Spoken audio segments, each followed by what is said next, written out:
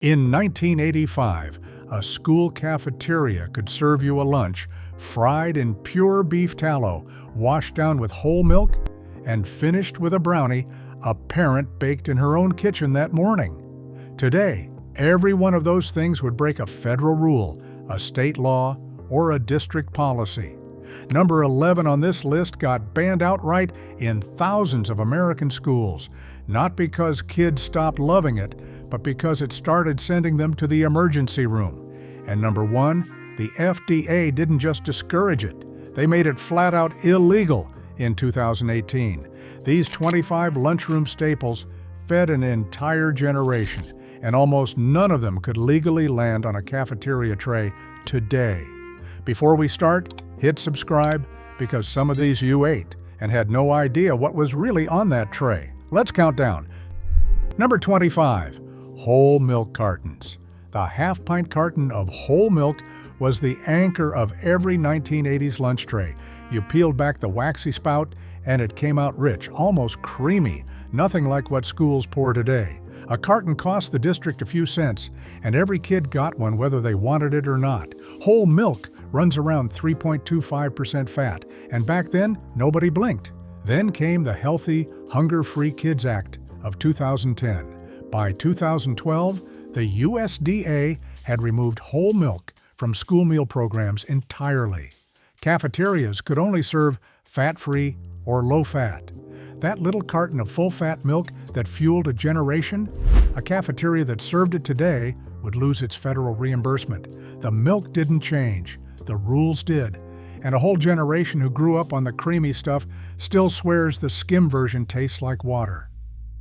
Number 24, fruit cocktail in heavy syrup. That little dish of fruit cocktail was the cafeteria's idea of fruit. Diced peaches, pears, grapes, and the one prize cherry everybody fought for, all floating in a thick, sugary syrup you drank straight from the bowl when nobody was looking. The syrup was almost pure sugar, and the label proudly said, "in heavy syrup," like it was a feature. One industrial can fed a whole table for pennies. Today, USDA rules require canned fruit to be packed in water, 100% juice, or light syrup, because heavy syrup fails the standard, and the added sugars blow past current limits. And that lone cherry has its own problem. It is dyed with red 40, which we will get to. What a generation remembers as their daily serving of fruit was, by modern math, closer to dessert, and nobody complained once. Number 23, buttered white rolls. In the 1980s, the cafeteria bread basket was a monument to white flour. Soft dinner rolls with a pat of margarine melting into the top, white sandwich bread, white hamburger buns, all of it stripped of anything resembling whole grain. That warm buttered roll was the best thing on the tray, and the lunch ladies handed them out by the hundreds. It cost almost nothing, and kids devoured them. Then, the 2012 standards landed. Schools now have to serve grain items that are at least 51% whole grain rich, and the fluffy white roll simply doesn't qualify. Districts scrambled to reformulate, and kids revolted over the cardboard whole wheat replacements. The white roll didn't get banned for being dangerous. It got banned for being empty. But ask anyone who was there, and they'll tell you nothing since has matched that soft, buttery cloud. Number 22, canned vegetables drowned in salt. The vegetable on an 80s tray was almost always canned and almost always swimming. Green beans gone gray, corn glistening, sometimes a spoonful of bacon grease stirred in for flavor. Nobody thought about sodium. A single serving could carry a staggering amount of salt, and the cafeteria bought those industrial cans by the case because they were cheap and never spoiled. Today, school meals operate under strict sodium limits that ratchet down year after year, and those salt-loaded canned vegetables would blow through a big chunk of the day's sodium in one lunch.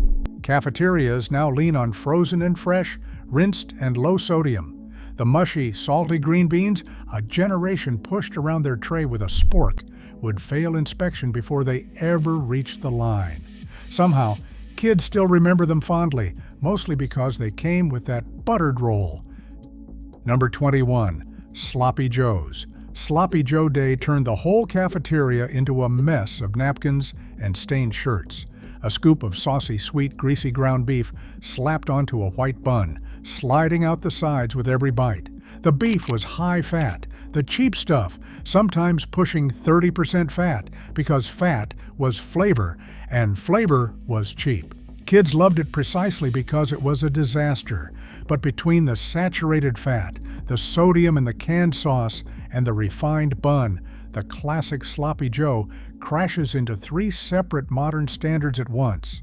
Today's version, if a school dares serve it, uses lean turkey or drained lean beef, reduced sodium sauce, and a whole grain bun, and every kid who grew up on the original can taste the difference immediately. The name promised a mess. Modern rules quietly cleaned it up. Number 20, tater tots. Golden, crispy, salty little cylinders of shredded potato, deep fried until they crunched. Tater tots were the undisputed king of the 80s side dish, and the secret was the fryer, a big vat of bubbling oil in the back of every cafeteria kitchen. Kids traded them, hoarded them, dipped them in ketchup and ranch. Here's what changed.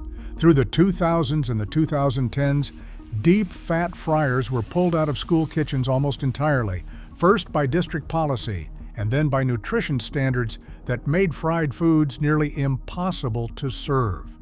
The tot survived, but only as a baked oven-crisp shadow of itself. That satisfying crunch, the one that came from a real fryer and real oil, is functionally gone from the modern tray. Ask anyone over 40, and they'll swear the baked ones just aren't the same.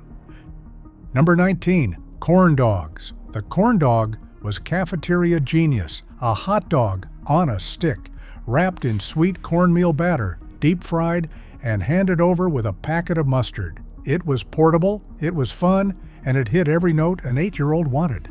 But stack up everything working against it today, and it's remarkable it ever existed. The hot dog inside was often mechanically separated meat, loaded with sodium. The batter was refined flour and sugar, and the whole thing went into the deep fryer. That's processed meat, refined grain, excess sodium, and frying. A 4-way violation of modern school standards. The corn dogs that show up now are baked, whole grain, reduced sodium versions the 80s kid would barely recognize. On a stick or not, the original belongs to a cafeteria era. The rulebook closed for good. Number 18, Friday fish squares. Every Friday, the tray held a perfect rectangle of breaded fish, a fish square served with a lemon wedge nobody used, and a scoop of tartar sauce. The fish itself was often a mystery, pressed from minced fillets, breaded thick and deep fried until the coating shattered.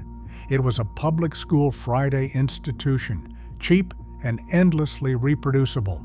Today it hits the same wall as everything else from the fryer. The breading is refined grain, the sodium runs high, and frying is off the table. Modern fish is baked, whole grain breaded, and portion controlled to the gram. The greasy golden square, a Generation 8 under fluorescent lights every single Friday, couldn't legally take that same spot on the menu now, not without a complete makeover that strips out everything that made kids either love it or dread it. Number 17, Salisbury steak and gravy. First pattern break, here is where the 80s cafeteria showed its full ambition. Salisbury steak was the fancy day, an oval patty of ground beef and filler, drowned in glossy brown gravy, served over mashed potatoes from a box. It looked like a restaurant meal to a 9-year-old. But that patty was a sodium and saturated fat bomb. The gravy came from a mix loaded with salt and often trans fat shortening, and the whole plate leaned on refined, processed everything. Under today's standards, the sodium alone would sink it. The modern limits are strict enough that one serving of classic Salisbury steak and gravy could eat an entire meal's allowance. Schools that still serve it use lean beef, low-sodium gravy, and careful portions. The version that steamed on those compartment trays in 1985, gravy pooling into the corn, is a museum piece now. Number 16, beefaroni. Sometimes the hot lunch was just a giant scoop of canned beef and macaroni in tomato sauce, straight from an industrial can, heated in a warming tray. It was soft, saucy, orange, and deeply comforting in the way only heavily processed food can be. The cafeteria bought it by the gallon because it was shelf-stable and idiot-proof. But it is a perfect storm for modern rules: refined pasta instead of whole grain, sky-high sodium, and added sugar in the sauce. Every one of those crashes into a current standard. If a cafeteria opened those cans today and served it the same way, it would fail on grain, fail on sodium, and fail on sugar all at once. Kids in the 1980s scraped the bowl clean. Today, it survives only in whole grain, low sodium reformulations that taste, to a purist, like a betrayal. Number 15, rectangular cafeteria pizza. Second pattern break, and it's the big one. The rectangular cafeteria pizza is the single most beloved school food in American memory. A thick, doughy crust, sweet sauce, and a rubbery blanket of cheese cut into perfect squares. Nothing bonded a generation like Pizza Day. But here's what almost nobody knew. That crust and that cheese-like topping were often built on partially hydrogenated oils, the primary source of artificial trans fats. Trans fats extended shelf life and gave that signature texture, and in the 80s, they were everywhere. In 2015, the FDA ruled that partially hydrogenated oils were no longer generally recognized as safe, and by 2018, they were effectively banned from the American food supply. The original rectangular pizza, built the way it was built in 1985, would today contain a federally prohibited ingredient. They saved the pizza by reformulating it, but the thing you remember, that exact recipe is now against the law. Number 14, mystery chicken patties and nuggets. The breaded chicken patty on a bun was a cafeteria staple, and so were the nuggets that came in fun but troubling shapes. The problem was what chicken meant. Much of it was mechanically separated poultry, meat pushed off the bone under pressure into a paste, then bound, breaded, and fried. It was cheap, it was uniform, and kids ate it by the tray load. Modern rules did not ban chicken, but they made the 1980s version nearly impossible. Frying is out, sodium is capped, and the breading has to be whole grain. The paste-based patties gave way to whole muscle, baked whole grain breaded versions with real ingredient labels. The dinosaur-shaped nugget survived, but reformulated top to bottom. What a generation remembers as chicken was a processed product. Today's standards would strip apart and rebuild before it ever reached a tray. Number 13, nacho pump cheese. The a la carte line's crown jewel was a paper boat of tortilla chips smothered in nacho cheese pumped from a warm dispenser, a glowing orange sauce that was less cheese than a shelf-stable emulsion of oil, sodium, and coloring. It cost $1 or $2. It was pure joy, and it appeared on countless trays in the 80s and the 90s as a meal. Today, that pump cheese runs headlong into the smart snacks in school rules that govern a la carte and vending items. The sodium and fat alone disqualify it, and the whole thing reads like a checklist of what the standards were written to eliminate. The nacho boat still exists in nostalgia and in a few holdout snack bars, but the classic pump cheese version could not be sold as a school food today. It was never really cheese. That was always the point. Number 12, frito chili pie. Some cafeterias serve the greatest snack ever invented. A small bag of corn chips split open lengthwise, chili and cheese dumped directly inside, eaten with a plastic fork straight from the bag. The walking taco, or Frito pie, was chaos and genius in equal measure. It was also a nutritional nightmare by any modern measure. The chips, the high-sodium chili, the processed cheese, all sold as a single portion with almost nothing green in sight. Under today's competitive food rules, a pre-portioned bag of corn chips as an entree doesn't clear the bar on fat, sodium, or grains.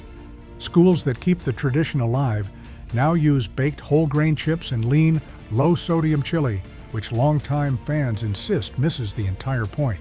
The original was served in the bag it came in. That alone would stop it at the modern cafeteria door. Number 11, peanut butter and jelly. Third pattern break, and this one's different.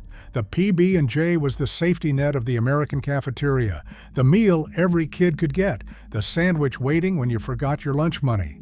Peanut butter was cheap protein, shelf-stable, and universally loved. And then everything changed, not because of nutrition, but because of allergies. As diagnosed peanut allergies climbed, and schools learned that for some kids, a trace of peanut could trigger a life-threatening reaction, thousands of American districts banned peanut products outright. Whole schools went peanut-free. That daily PB&J, the most ordinary lunch imaginable in 1985, is now flatly prohibited in countless cafeterias across the country. It is the rare item on this list that got banned, not because it was bad for the kids eating it, but because it was dangerous to the kids sitting next to them. A generation's default lunch became contraband. Number 10. Chocolate milk. If plain whole milk was king, chocolate milk was the treat that made lunch worth showing up for, thick, sweet, and loaded with added sugar on top of the whole milk fat. Kids who wouldn't touch the plain carton drained the chocolate one in seconds. But it carried a double problem: the whole milk fat, banned by the 2012 standards, and a heavy dose of added sugar on top. Today's school chocolate milk, where it survives at all, is fat-free and reformulated with far less sugar. And even that has been fought over for years, with some districts pulling flavored milk entirely. The rich chocolatey carton a generation slurped down, the one that tasted like a milkshake and cost a dime, couldn't be served in its original form now. It didn't just break one rule, it broke two. Number 9. Sugary breakfast cereal. As school breakfast programs spread through the 1980s, cafeterias handed out single-serving boxes of the sugariest cereals on the shelf: Frosted Flakes, sugary Corn Puffs, chocolate cereals that turned the milk brown. It was breakfast as dessert, served to kids before the first bell. Nobody counted the sugar. Today, school breakfast standards cap added sugars and demand whole grains, and the classic sugar bomb cereals simply do not qualify. The sugar per serving is often multiples of what is now allowed. The cereals that survive in schools are reformulated, lower sugar, whole grain versions of the originals. That little box of neon frosted cereal, poured out at 7:45 in the morning under cafeteria lights, would fail the standard before a single kid picked up a spoon. We fed a generation candy and called it breakfast. Number 8.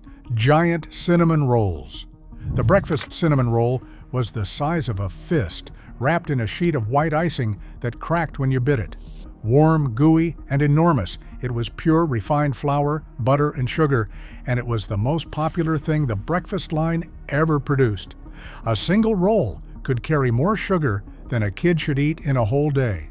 Under current rules, the added sugar, the refined grain, and the calorie load make the classic giant roll impossible. It fails whole grain requirements and blows through sugar limits in one glorious bite. Schools that still offer cinnamon rolls serve whole grain, reduced sugar versions a fraction of the size. The plate-sized, icing-drenched original kids lined up for before homeroom is exactly the kind of thing the modern standards were written to end. And it was glorious. Number 7. Neon Jell-O. The wiggling cube of neon Jell-O, cherry red, lime green, orange, was cafeteria dessert at its most iconic. Sometimes it had fruit suspended in it, sometimes a squirt of fake whipped topping, always that impossible bright color. That color is the problem. Those hues came from artificial dyes like red 40, yellow 5, and yellow 6, and the sugar content ran high on top of it. The sugar already pushes it past modern dessert limits, but the dyes are the bigger story, and they are about to be an even bigger one, which brings us close to the top of this list. The jewel-toned Jell-O that jiggled on a million trays represented exactly the combination of added sugar and artificial coloring that regulators have spent the last decade working to squeeze out of what schools serve. Number 6. The daily ice cream cart. For a quarter or two, the 80s cafeteria would sell you ice cream every single day. Ice cream sandwiches, push-up pops, and those little cups with the flat wooden spoon. It wasn't a special occasion. It was a daily option, wheeled out at the end of the line, and plenty of kids bought dessert with their lunch money and skipped the actual lunch. Today, the Smart Snacks rules that govern anything sold a la carte would knock most of those novelties off the cart. The sugar, fat, and calorie thresholds are simply too strict for full sugar ice cream sold daily. Frozen treats in schools now have to meet the same standards as everything else, which means reformulated portion-capped versions, if they appear at all. The daily ice cream habit a generation formed at age 7 wouldn't survive a single day under the current rules. Number 5. Full sugar soda machines. Fourth pattern break. Walk into a 1980s or 1990s American high school and you would find soda machines lining the halls, glowing and stocked with full sugar cola, dispensing sugar by the can all day long. Schools signed lucrative contracts with the soda companies, and the machines ran from first bell to last. A single can carried around 10 teaspoons of sugar, and kids drank them between every class. Then the Smart Snacks in School standards, effective in 2014, changed everything. Full sugar soda can no longer be sold to students during the school day in participating schools, period. The machines got swapped for water and lower-calorie drinks or emptied out entirely. The wall of glowing soda machines that defined the American high school hallway for 2 decades is now, functionally, against the rules. An entire revenue model vanished, and the cola went with it. Number 4. Kool-Aid Fruit Punch. When it was not soda or milk, the 80s drink of choice was a sugary fruit punch, a generic red drink mixed by the vat, sweet enough to make your teeth ache, and colored a red that does not occur in nature. It was cheap, it was popular, and it was essentially sugar water with dye. Under modern standards, it fails twice.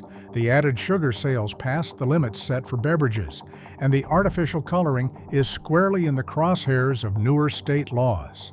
Schools now serve water, milk, or 100% juice in controlled portions. The bottomless red punch has no place on the line. That vat of ruby-colored sugar water, ladled into paper cups a generation drank without a second thought, checks nearly every box the current rules were built to eliminate. It was never really juice. It was a color and a sugar rush. Number 3. Homemade bake sale treats. Here's one nobody sees coming. In the 80s, the school bake sale was sacred. Parents baked brownies, cookies, and cupcakes in their home kitchens, and kids sold them from folding tables to fund the class trip. Homemade, unlabeled, made with love in somebody's oven. Today, that's a regulatory minefield. Modern food safety codes and school wellness policies restrict or outright ban unlabeled homemade food sold on school grounds. No ingredient list, no allergen labeling, no commercial kitchen, no sale.